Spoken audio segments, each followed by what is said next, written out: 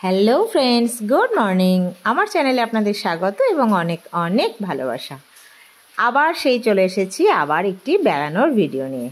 এখনও কিন্তু আমরা ম্যালের মধ্যেই ঘোরাঘুরি করছি, কারণ এই ম্যাল থেকে আমরা বহু জায়গায় গেছি, তাই অনেকগুলো ভিডিও আমি আপনাদের সাথে শেয়ারও করেছি। তো চলুন, আজকেই মনে হচ্ছে এই সিমলা ম্যালের ভিডিও শেষ।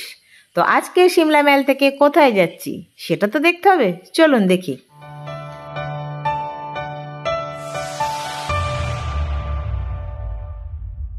তো বন্ধুরা, আমরা চলে এসেছি সিমলা কালীবাড়ি।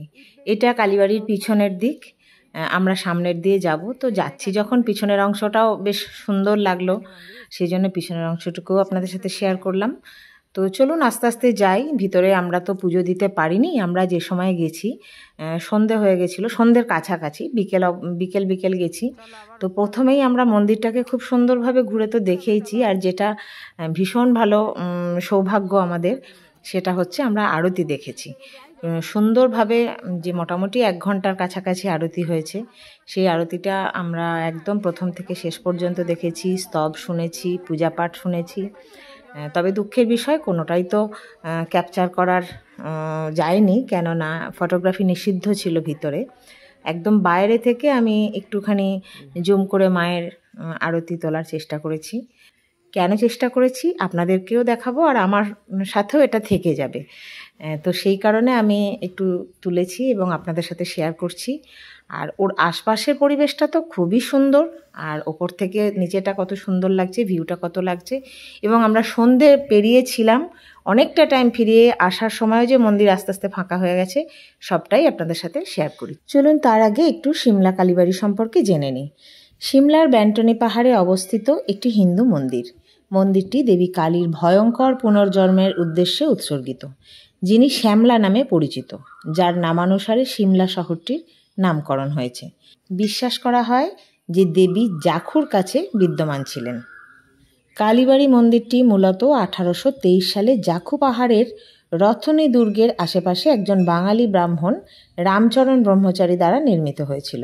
এই কারণেই এটি কলকাতা দক্ষিণেশ্বর কালী মন্দিরের সাথে সাদৃশ্যপূর্ণ প্রাচীন মন্দিরগুলির মধ্যে একটি, এবং এখানে একটি অনন্য হিন্দু স্থাপত্য শৈলীর স্থাপত্য রয়েছে এবং দেবী কালীর নীল রঙের কাঠের মূর্তি রয়েছে।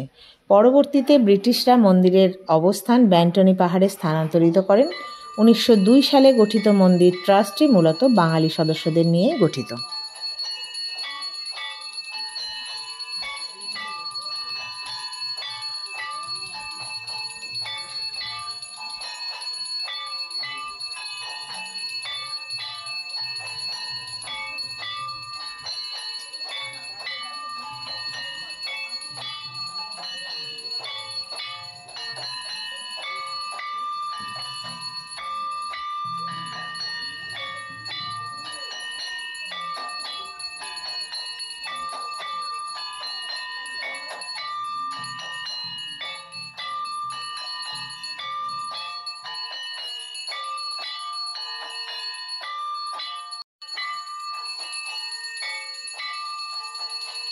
তো বন্ধুরা, কেমন লাগলো আরতি?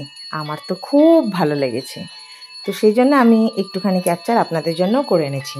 মন্দিরে আরতি হচ্ছে, আমরা এখন বাইরে এসেছি এই মুহূর্তে। এখনও যেহেতু বিকাল আছে, বিকাল ঠিক না, ওখানে আবার সন্ধে হয় 7টায়। মানে এটাও বেশ অবাক লাগলো। আমরা 7টার সময় এদিকে সব মোটামুটি সন্ধে টন্ধে দেওয়া হয়ে যায়, আর ওখানে আরতি শুরুই হয় 6:45 থেকে 7টায়।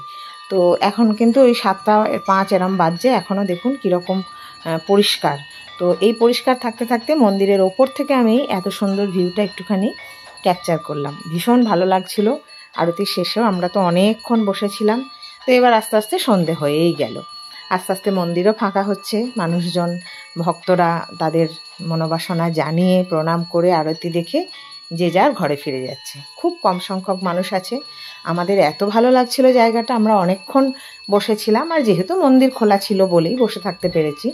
তো আমরা অনেকটা টাইম ওখানে কাটিয়ে এবার আমাদেরও উঠতে হবে।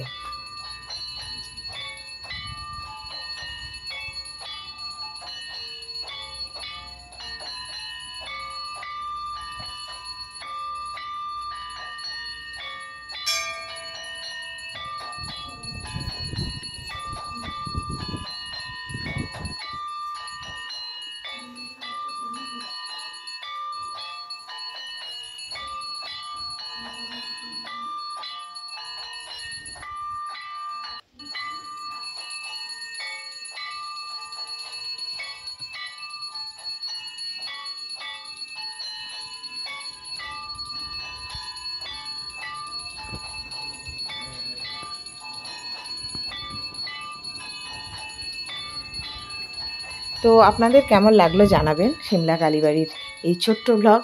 আর ভালো লাগলে যেটা করতে হবে অবশ্যই মনে করে একটা লাইক, আর যদি একটু বেশি ভালো লাগে আর আমাকে যদি বেশি ভালোবাসেন তাহলে চ্যানেলটিকে সাবস্ক্রাইব করে সব সময়ের মতো আমার সাথে থাকবেন, আমার পাশে থাকবেন। আর নতুন বন্ধুরাও কিন্তু আমার সাথে থাকবেন, আমার পাশে থাকবেন। আপনারা সকলে ভালো থাকুন, সুস্থ থাকুন, সাবধানে থাকুন, ভালোবাসায় থাকুন। টাটা।